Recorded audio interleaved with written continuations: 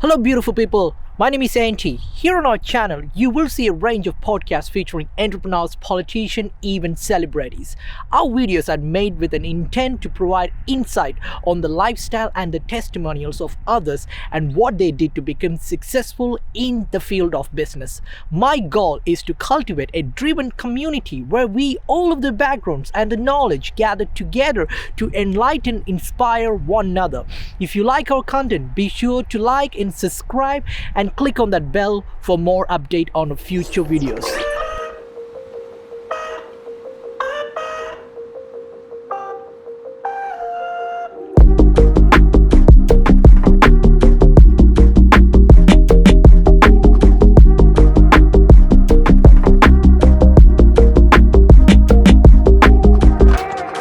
Hello guys, welcome to Korea Future. My name is Andy, I'm your host.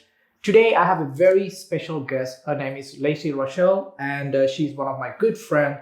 And she's the author of Simple Secret to Healthy Living, and she's a health coach that focuses on mental, physical and nutritional health. She's a passionate Muay Thai fighter. Now Lacey, welcome to my channel. Hello. Awesome. So tell us about yourself and what do you do, Lacey? So I'm a health coach and a Muay Thai fighter. I've been around the health and fitness industry for 7 years. And for me, it all started, I just wanted to be healthy myself and look my best. And then I found Muay Thai, fell in love with Muay Thai, and then started my own journey with that. And have just been going on that journey for a few years, studied nutrition, studied life coaching, studied NLP. I'm now studying psychology at university. And yeah, for me, just wanted to grow myself, and then got to a point where I knew I could coach other people and people were asking me to coach them. So I was coaching people for free for a long time to grow the skill, and now I've developed it into a career. That's great. So what sort of coaching that you offer? So for me, it's more personalized for them. What do they want for their life? Where are they going? What kind of lifestyle do they want to live? And just trying to understand what their block is. So a lot of people, it could be, they have a heavy work schedule, so they need to have food that they can eat on the go when they're in the car that still hits, is healthy, and so that they're not running and hitting the 7-Eleven to get whatever junk food because they've missed that time and haven't eaten, and they're relying, their body kicks in and they go into survival mode and eat whatever's available. So it really depends on that person and what they need. That's great. So, you are actually a fighter, Muay Thai fighter, yes. Right? That's great. Now, what do you learn from that? Like how that fighting style actually impact your... Oh, yeah. Muay Thai, I use Muay Thai self-development because fight camp will break you down, and any weakness that you have inside yourself, if you haven't worked on that, it will come out during fight camp. And so for me, I started being a fighter just purely because I loved the fighters. They just looked so amazing to me, and I was like, hell yeah.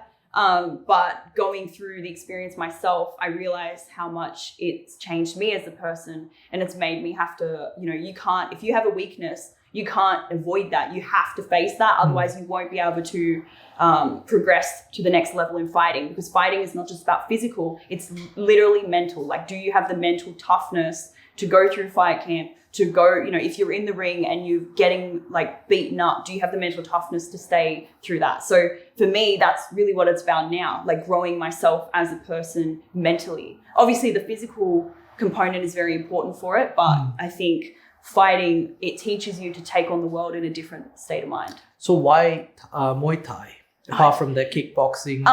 Because I don't know, it's just exciting to me. It's just a lot of fun. It's a hard workout, and I feel like every time I go in there, I don't know what I'm walking into. And so it's not like going to the gym where you're doing weights and it's the exact same workout over and over again. It's Muay Thai, kind of am I going to be sparring today? Sometimes I walk into gym and I'm a little bit scared because I'm am I going to get beat up today? But it's just but some days, but when you win and you are doing well, it's also, the harder the fight, the harder the win. You know what I mean? So yeah, I just like the challenge. Yeah. So what was your parents or your friends' response when you said you know what, I'm just gonna... I didn't tell my family that I was doing boxing or anything. Okay. And then they saw my tent boxing and they were like, no. And so their response was, they didn't really take it seriously at first. No, I don't feel like they did. Recently, I sent them like a whole bunch of photos of my fight, and like a video montage I made of my gym, which was like, oh, the memories, like, like all the emotional side of like fighting and like the family side of it. And I think they got it then. I think it clicked for them then, that how important it is to me. But they definitely weren't, I don't think any parent really wants their child in the ring fighting. But now I think they see that it's so important to me and how much it's changed me that they respect it now. So when you started the fight, you said that you started as like a fan, right? Oh, I wanted to just, oh, this is pretty cool. But it completely changed your life. Is that right? Yeah. Okay. So I would go to this camp, like to the gyms, and I walk in these are my first gloves. Those are signed by my first coach. He signed it. My current coach signed it as well. And I walked into the gym with those gloves, little pink bag, and like it's a very masculine environment. And I just felt like so out of place. And so that's when I went to Thailand for the first time, because I knew if I didn't go and like jump in with like all of me, that I probably wasn't going to do it. So I ended up going to Thailand and backpacking a little bit, and then staying at Tiger Muay Thai. And I fell in love with it then. Like that was like, I knew I wanted to do it, but I kind of didn't know if I could do it or not. And then once I made that decision to go to Thailand and like jump in and live the Thai life, I was like, this is who I am. Yeah. So how long have you been in Thailand for? First time was meant to be 3 weeks, but I extended it for 5. Second time was, I think it was 3 weeks, but I had dislocated my toe like 2 days before leaving. So I didn't have a fight or anything. And then the last time was 3 months. 3 months. So when you said like, do you feel like you face a lot of challenges, like as a woman getting into the ring? Yeah. And especially like we have a society used to think like there was like a men's sports, right? And I think the reason 10 years is changed, like a woman is coming into the fighting ring a lot. Yeah. So have you faced a lot of challenges? Because I don't know much about the Muay Thai area, because I know the UFC, I watched that. Yeah. So was it like something really different for the Muay Thai fighters, or they have a tradition of women involving in the fight from in the past as well? I feel like I've been pretty lucky, because the gym that I actually picked, which I just picked because I loved tigers, I was like, yeah, tiger, let's do it. That was my decision process. Was very Western, so it was quite flexible with women, and the gym I'm at now, they're good with women as well. So, but there definitely is still a bit of that old attitude of women shouldn't, I've seen it posted and stuff, women shouldn't be fighters, or women's aren't the most exciting fighters or whatever. And for me, like, not riles me up in like an angry way, but it gives me purpose, because I know that there are women out there who want to be out and fighting, but it's just uncomfortable when you're in such a masculine environment. So for me, it's like, I want to be that person who's like, no, you could be a fighter, like, and you can still be feminine too. You don't have to be like this or that. You can be both. Wow. So when you said that, like, you see there are a lot of women who wants to get into the ring, but they are scared that it's a masculine platform. Mm-hmm. Is that are you talking about just in Thailand or in Australia as well?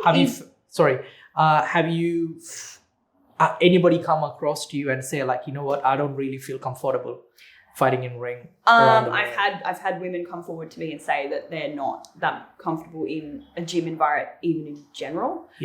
Because I think a lot of people as well, even just either gender, is not necessarily the most comfortable in gym at the beginning, because you are trying out new exercises you haven't done. And I think women just face that little bit extra, because you come in and you see this guy like kicking pads, and he's like screaming at the top of his lungs, like sweat everywhere, shirts off. And as a girl, you walk in with like your little pink gloves, and you're like, okay, I want to like kick stuff, but I don't want to be the person getting kicked around. So there's a little bit of that, but I think if you want something, you'll just like suck it up. Like. So do you train in a different environment than the men fighters? I'm in the fighters section. So at the No, I mean like, how do a men coach approach to you, like, hey, you gotta do this, yell at you and all this stuff? I think that men are more stoic. I think that men in coaching, they're very much like, get up, get it done. And I think for myself, I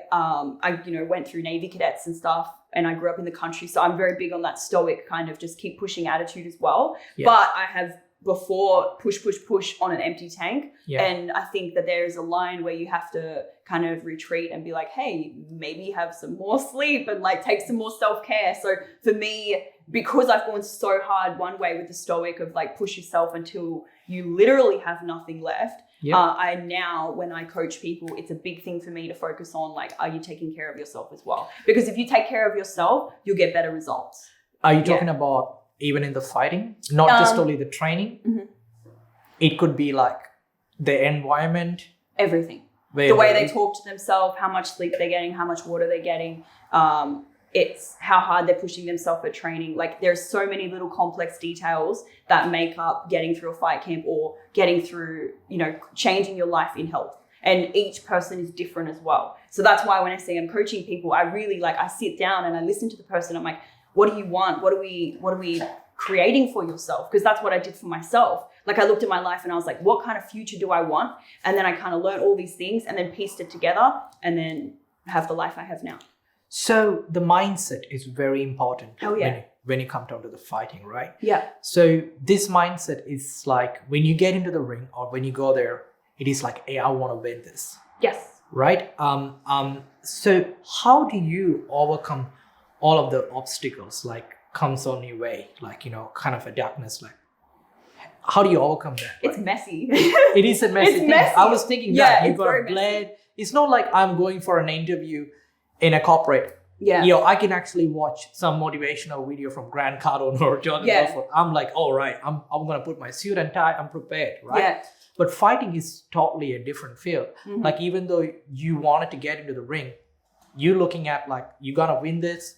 You're looking at blood, all of this stuff. The fight itself is easy. It's the fight camp that's hard because you have to, push yourself and get as fit as you can and cut weight and all these different things whilst living a life, whilst studying, whilst working. So it's balancing all that. Fight night, I find fight night easy. Like I just click, because I've worked so hard that on the night when it's fight time, it's like, I just like click into like the emotion is gone. It's like, I'm here to get a job done. And like my coach has put so much time and effort into me that I'm here to I want to make them proud. And, we've sold tickets and people have come. So it's like, there's no time for emotion and, it's one night, just like pull it together and get the job done. So fighting is pretty easy in itself.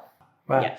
So when you talk about like fighting is easy, right? So it's when you have a proper, like a balance, like you said about the sleep, the good diet, that's where your role comes in, right? That's what you are actually training people, not just only in the ring, anywhere. Yeah. So if you have a fighter lifestyle, it doesn't have to be in the ring. Outside too, do you reckon it can actually change the people's life? Oh, hell yeah. Yeah. And this is the thing I say to people, like they're like, I'm not motivated, I'm not enjoying my work. And I'm like, how about this? Get up, make your bed, like have your house clean, have your bed made, get up and like straight away and then go to the gym for a run, 6K or something, come back, have some healthy food like a smoothie, and I guarantee you'll feel motivated that day. Okay. You know what I mean? So that's when the life coaching stuff comes in because they're wondering, why don't I feel motivated? I'm like, well, let's have a look at what you've eaten in the last week. How are you and that's, that's self-care. How are you supposed to go out and achieve all these things if you're running on an empty tank? Like,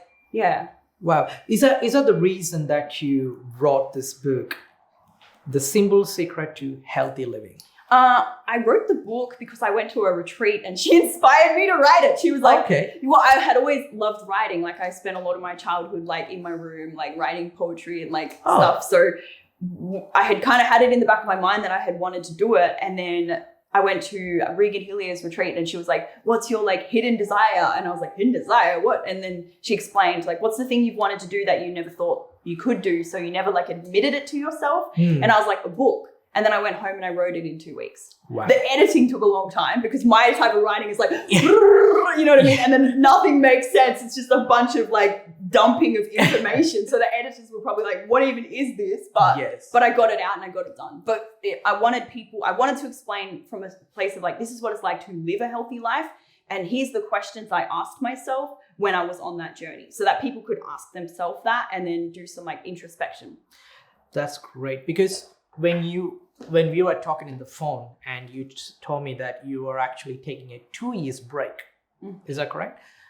To preparing yourself for something bigger. I don't know, like you said that because you are a health coach, you're coaching people, but you took a break for 2 years and you did a little bit of a self-care. I did. I wanted to know a little bit about that. Well, I still had holes in my story. I still had things that I wasn't good enough at for me to step up and say, like we talked about earlier, like if you don't have the house, don't talk about the environment.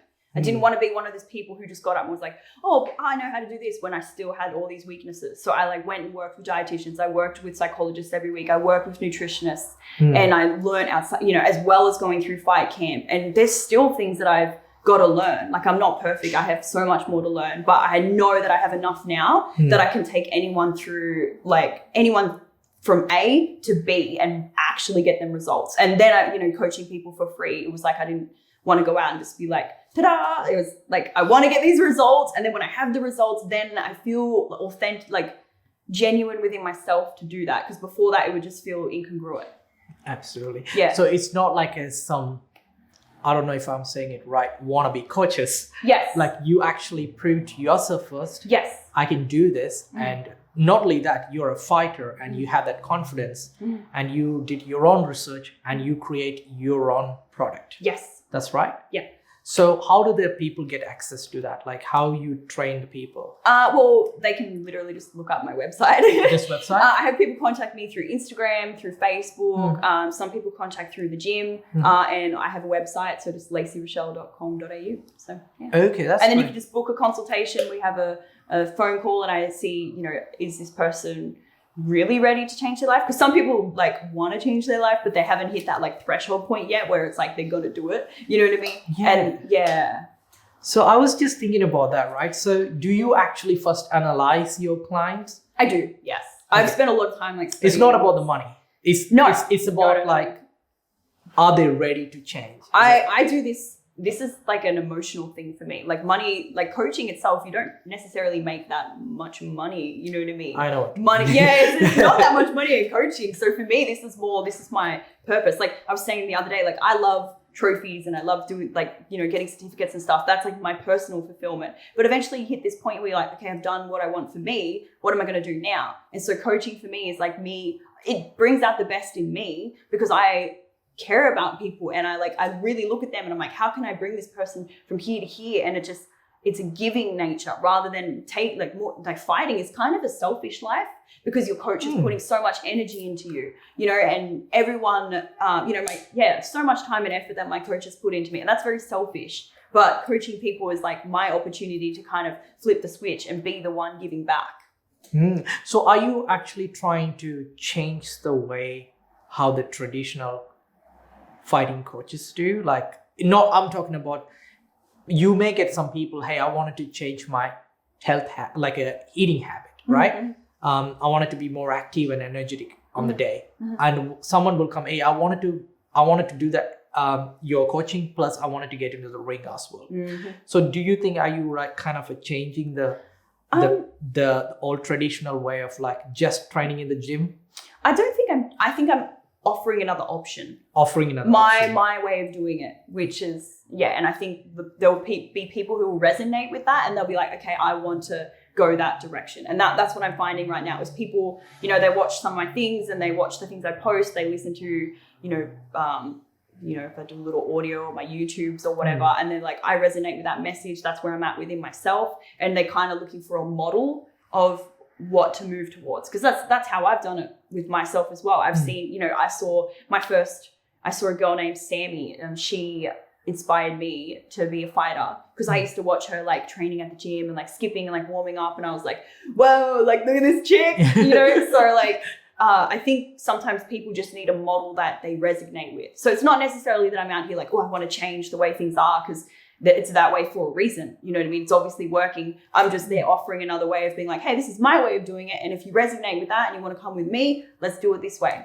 So it's like, for me, when I was working in sales, right? I used to have Cardone universities. I used to have Jordan Belfort products. Yeah. And there is a big thing going around. Some people, what they do, they try to copy them and just try to be like them, and they fail. So I understand like one thing, hey, you can't be like Grant Cardone or you can't be like Tony Robinson. Yeah. What you can do is actually learn what they say, adapt what you want, apply in your life, and make it in your own way. And is that right? That's what I've been doing like the last couple of years. I've been going like all these different speakers, all these different, modes of education, and just taking everything and then putting it together to make my life how I want. Like I always say to people, like, be your best self, because it's like, if you are yourself, you're in a line with yourself. Like you're like, oh, you're so energetic. Yeah, because I'm in line with who I am. Like I know who I am, and it's just like I'm on path with that. And you wake up in the morning and you're like, yeah, I'm on fire, because you've learned what you need to create your path. Your path.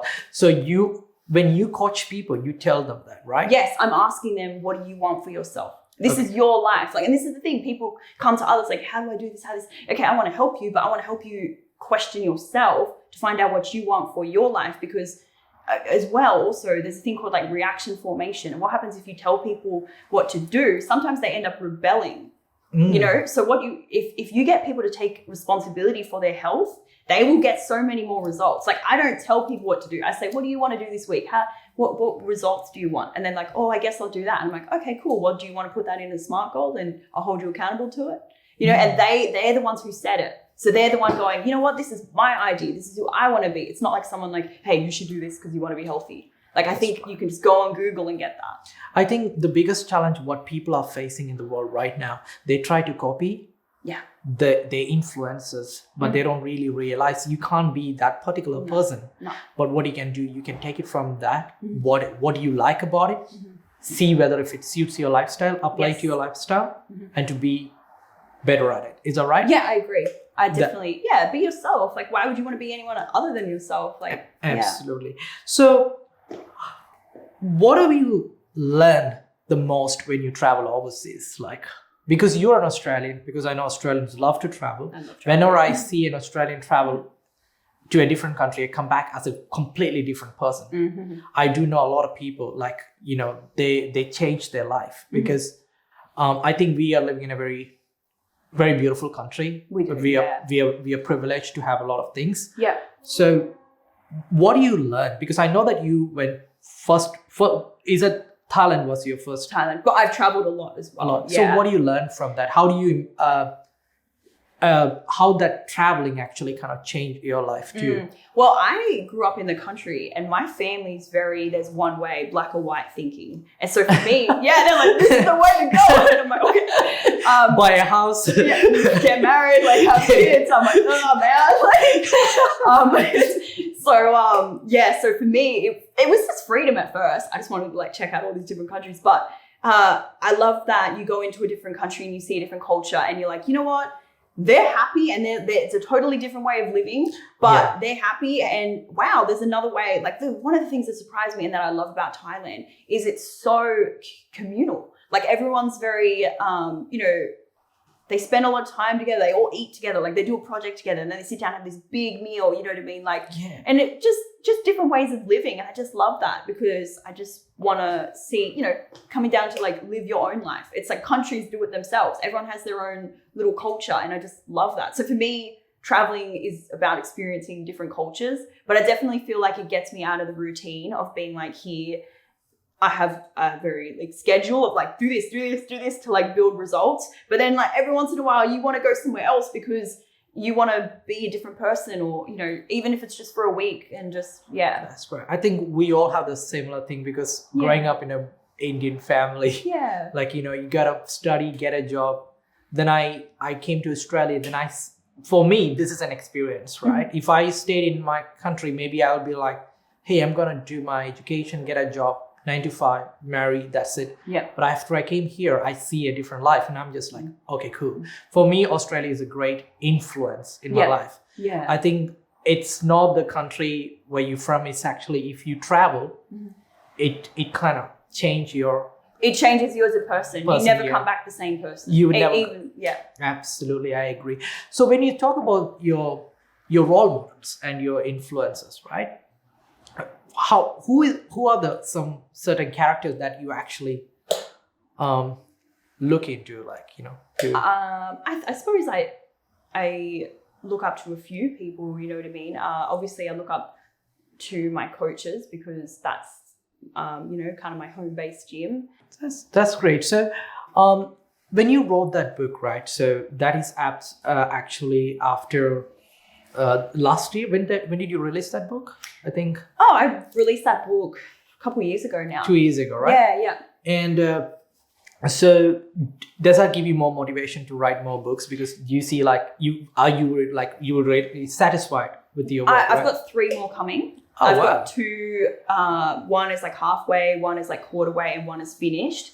But I'm actually waiting on my laptop to come from China because the whole COVID thing. So there's been some technical difficulties like blocking that. But I think I'll always write books just as a joy thing. I've also got some cards, you know, when we came in, we took the cards off my whiteboard. I've got some of those being designed as well. Just as like a nice, like, you know, you shuffle them and then it tells you to focus on that for the day. And it's just something nice to add. I don't see them as necessarily a business thing or whatever. I just feel it's just something nice to add extra. Yeah. And something that you love. Something I love doing. Yeah. That's makes me happy. Absolutely.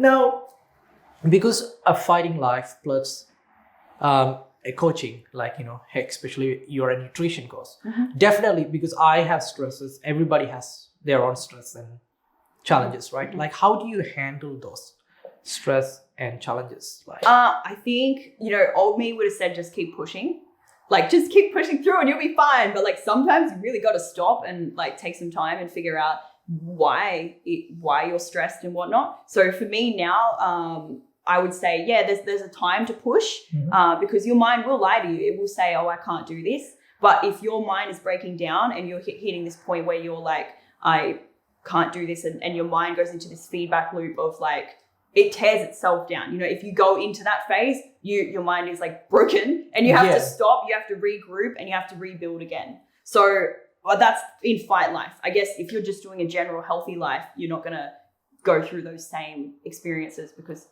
you're not going to be pushed to that point. But for the normal person, still self-care. You know, self-care, so important. Take care of yourself and push yourself to grow. Like water, if you're like a flower, like water the plant, you know what I mean? That's the self-care. And put yourself in the sun. That's the like pushing yourself in the times you don't want to. Okay. So what are the steps that you have taken in your journey, like to reach where you right now? One of the most important few things that, if you don't mind. Get rid of anything that doesn't serve you. Like if it's talking about your friends too? I'm talking about anything. I'm talking about clutter in your house. I'm talking about junk food. I'm talking about bad habits. I'm talking about bad thoughts. I'm talking about negative people. Get rid of any of that. Get around people who inspire. Even if it is your family. I think I wouldn't get rid of my family, but I would like cut them off for a while. No, I think if you have to, but I think you should take the time to understand that sometimes people aren't never going to grow to the point that you want to grow, and you still love them, but you just also be aware when you're talking to them that this is their downfall, you know, or their you know, they haven't put in the work to grow to this level, and you're my family, so I love you and I'm always going to be around you. But I also, when I'm around you, I'm going to be very cautious of what I'm taking in, because I don't want to take in that negativity into my life and backtrack my results. So you still hang around them, but you just as you're around them, you're sorting through all the information you're receiving to make sure that everything you receive is valuable for yourself. Yes, that's very important. Yeah. Because I have been to a lot of events. For an example, I've been to Gary Vee and all of these events. So when I went to Gary Vee event, what he said that, you know, you have to, if someone is pushing you back, cut them off, even if it is especially if you're dad or mom. But I was always thinking like, we can't cut them off. That's because they live in a different type of grow up in a different type It sounds good in theory, But in practicality, nobody wants to go without their family. Absolutely. And it's like, maybe you could cut them off, but you're going to be missing a part of your family tree. You know what I mean? And you can learn from that as well, because a lot of the things, the thought patterns and that we have, chances are your family has that as well, because you've grown up in that environment. So don't look at it as something to remove. Look at it as something to learn from. And when you go there, switch on your eyes and be like, what am I looking at? Do I have that pattern? Because if I have that pattern and I see the result of that in 40 years, I have the ability to fix it now.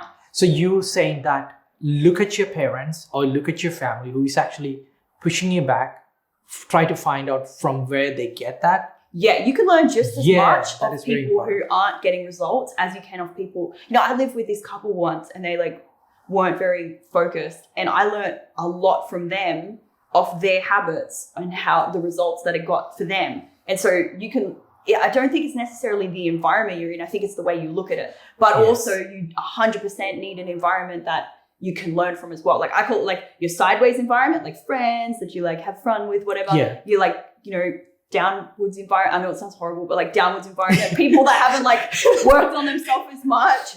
And then upwards environment, which is people who you aspire to be like, and so you're growing towards that direction. You can learn from all of these people. You can. So that's a very important thing, because for me, what I do is actually I try to hang out with the one kind of people, because people who wants to achieve something.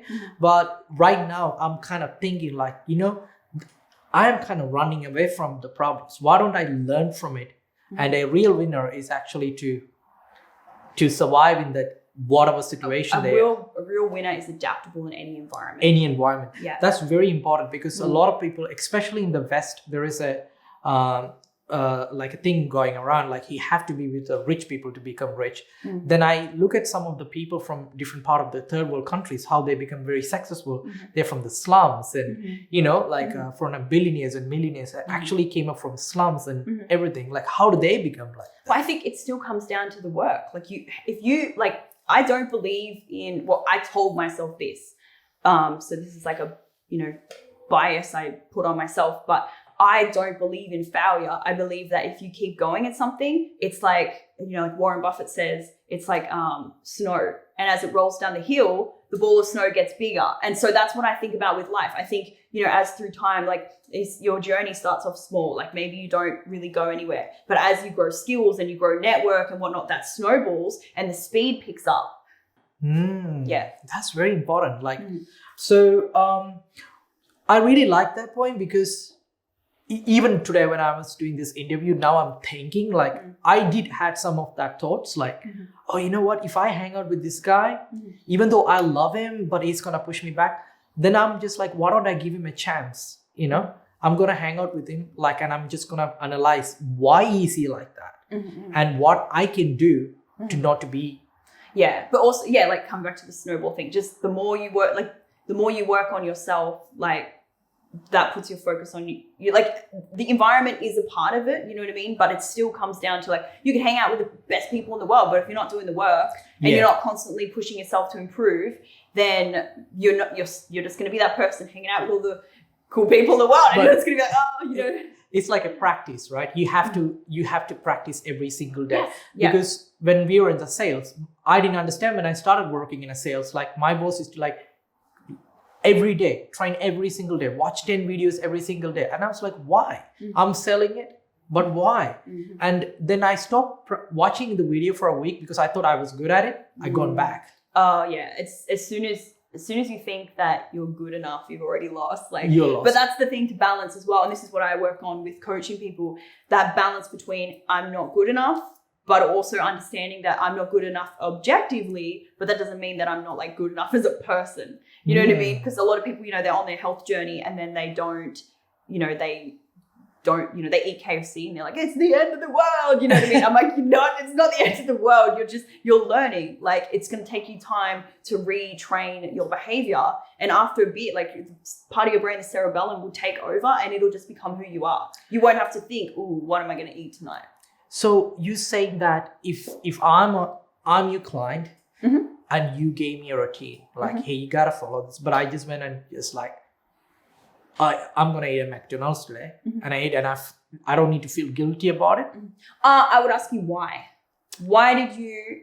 So you came to me and you said to me that you wanted health coaching, but then I'm just saying, it's like role playing this out. But then you went and ate McDonald's. Yeah. So is it that what happened there? Like what was going on in your environment at that time? Like were you on your way back from work and you hadn't eaten all day or whatever?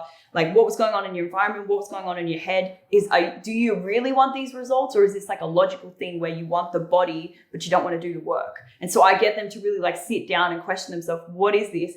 And do I really value McDonald's more than I value the results? Oh, yeah. It's like a mind tracking, right? It's like, why did you do this? Because you came and said one thing and then you did another thing. So there's incongruency there. So what's the incongruency? So it could be a location. It could be a people that you are surrounded with. Well, humans are way more, we're more, what's the word? Like,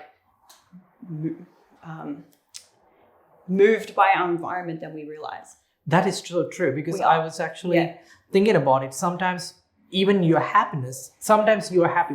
I'm personally happy when I go to church. Mm-hmm. Yeah. I feel so relaxed, especially when I go to temple. I feel relaxed and happy, right? But that's a location that make me happy. Yes. But there are certain places when I go there, I get triggered.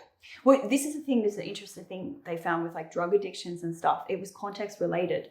So someone could go, if somebody was like getting rid of an addiction, and I think of this in terms of food, change your environment. And I don't have a lounge in this house. I have it outside for Lana, but I don't have a lounge in this house because I know how important the environment is. If I have this desk sitting there, I know when I come home, I want a comfortable seat. Guess where my comfortable seat is? Right in front of my laptop. I get so much more work done because I know how important the environment is. And so all these little tricks that, people are outside and they haven't set up their environment to support themselves. They're kind of like out in the world and just getting dragged around by all these marketing forces. And, as soon as you see food, your body automatically sends off a response. And so then they're not aware of this consciously, getting sent off a response. And then boom, what do they see right in front of them? McDonald's. And so it's like all these things, I want to find out what was it that triggered them to make that choice, because they said to me who they wanted to be, but for some reason they're not being that person. We have been trained, programmed in that way, right? From our parents. When you go outside on a weekend, maybe our parents will take you to a McDonald's or something, right? Yeah. And that pattern is repeating. And this is the thing I ask as well. Like, okay, well, so perfect example, some guys will, play video games with their friends and they have a pizza night. And I'm like, well, do you want to make that your cheat day? Because obviously in that moment, you're having connection with your friends. No one wants to be the person there with the chicken and rice at that moment. Yeah. So it's like, allow yourself to have, coming back to the lifestyle, what lifestyle do you want? What results do you want? Because if you want to be shredded, you've got to be a lot more cautious about what you're eating. But if you just want to have like a general level of health and like play with your kids and have more energy, you don't need to be so strict. You can still have your games night with the boys. So that's why I'm so particular about understanding what it is for them and what they need. Because what is it important for them? Right? Yes, what matters. Because when you're in line with what matters for you, you will have the energy and the willpower to get it done. I really believe that discipline comes from wanting it. Like when you really want something, you have the discipline to get it done. It's like know your why. Yes. Why you want to do it. Yes. People often say I want to be rich. But why you wanted to be rich? Yeah. No, I wanted to buy a house and a car. What's the emotional reason? What is the emotional reason? Yeah. Why emotionally I wanted to get fit? Yeah. Why I wanted to be a fighter? Mm-hmm. Yeah, that is very important. Yeah, I agree with that point. So what advice would you give to someone who actually struggles with the routine? Plan it out. So, I'm not, by nature, temperament-wise, I'm not the most structured person, but I've become more structured as I've gotten older, because I realize when you manage it, you can measure. When you measure it, you can manage it. So that's why I do the 2 serves, 5 serves a day, because that's so easy to track. And all you need to do is, two serves of fruit, 5 serves of vegetable. And then I send them the recommended serving sizes. But, you can even figure that out with hand sizes and everything. Can you give us a little bit about that? How do I do it? Yeah. Okay, so for me, I generally will come home and I'll have a bowl of cereal with milk, which is normal, whatever. About 10 a.m., I'll probably have a banana and some passion fruit just blended. And then lunchtime, I'll have like some salmon, wilted spinach, maybe a bit of rice. It depends on where I'm at, like in my fight camp. About 3 o'clock, maybe some rice cakes with something on it, you know, just because I'm going to gym and I need that carbohydrates. And then coming home, I have, you know, just piece of meat and then however many serves of vegetable I've got left. Can people do all of this routine in a very affordable way? Yeah. That is one of my biggest questions, because I feel like most of the people always come up with this an excuse, like, you know, if I wanted to eat healthy, it's expensive. It's an excuse because it's actually very cheap to buy vegetables.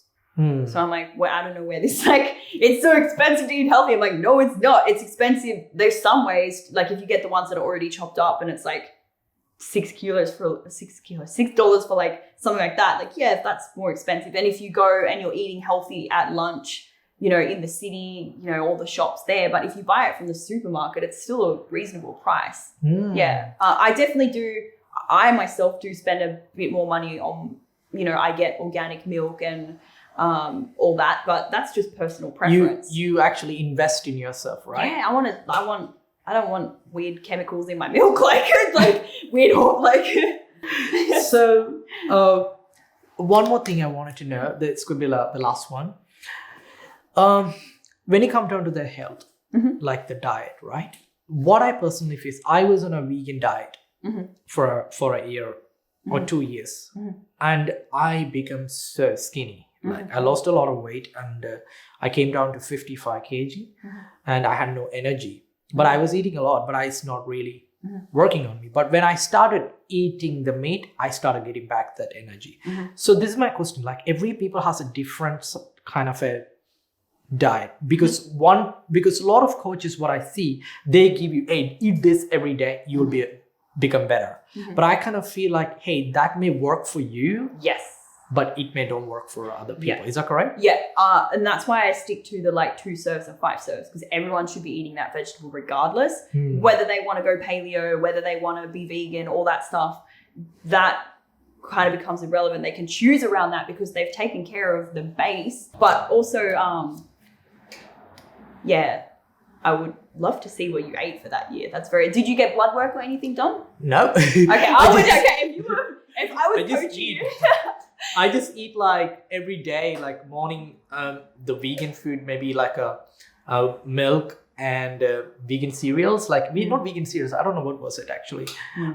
Anything vegan. I make vegan omelette with a chickpea flour. I eat a lot of chickpea flour, but it doesn't really, pasta, it doesn't really help me out. Yeah. Do you eat a lot of spinach? Yeah, not really. Yeah, probably get the spinach if you're vegan. So Lacey, you have wrote a second book called Shadow Work. Shadow Work, yeah. So it's a poem. Yes. Right. So what is it about? Like, if you don't mind sharing. Well, honestly, it was like last year at Christmas. Was it last year? Year before at Christmas time. I was like at home working, and I was like, you know what? I'm gonna put this book together, and that was like it. Like people always like, what's the story behind the book? And I'm like, and that was the decision process. But I wrote a lot of poetry when I was a kid. And then when I moved out of home, I like took it with me because I was like, ooh, embarrassing poems. And then one day I just looked at them and was like, you know what, that's my life journey. And so I am going to write poetry throughout my life of where I was at in my headspace at that time. Because I don't want people to just see like, oh, this is all the good stuff you've done. I want people to see like, damn, you really thought that, you really felt that. And now, you know, the second poetry book that comes out was really about my struggles through fight camp and like my struggles through managing my life, you know, and as in like what I wanted for myself and you know, career-wise and all of these things. So it was more just the emotional self-expression side of self-development journey. Wow. So this is going to be our last question, right? What advice you wanted to give to the people who are actually watching this one, right? When you come down to the health, fighting, whatever you are doing? Like, what is the biggest advice you wanted to give? Even if they wanted to become a coach in the future, what is the biggest advice you wanted to give to them? Oh, keep going to the gym. Just keep showing up. Gym? Like if you show up every single day for yourself, you will eventually get results. And I think, getting results is a skill within itself. Because perfect example, like going through fight camp before, I would just go through trying to get fit. And then my coach pulled me aside and said, hey, maybe you should also focus on the art of this sport, like learning your technique better. And so, but you won't learn that if you don't show up. So yeah, you're going to show up and you're going to feel silly like I did with those gloves. Like you're going to feel silly, but if you just keep going up, like showing up, you will learn those skills and it's the snowball. It gets bigger and you pick up momentum and you move faster. So just keep showing up and you'll get there. Like I stumbled for a long time in my health journey before I got it right. And now it's like breathing for me. That's really good. And Lacey, thank you so much for giving me an opportunity to interview you. Thank you for interviewing me. It's been so much fun. I actually wrote a lot of questions, but I really got into this conversation. I'm just like, I forget about it. Yeah. And I will put a link below to the books so the viewers can actually go and buy it in Amazon, right? Yeah, Amazon, yeah. That's great. So thank you so much for watching this podcast. And if you really like my channel and if you really like this interview, please subscribe my channel and leave a comment below. Thank you. Have a blessed day. Blessed day. What should be the ending point should be? Have a great day, maybe. No, day, because what if a person watching it night? Oh, okay. Stay blessed. Stay blessed. Stay blessed.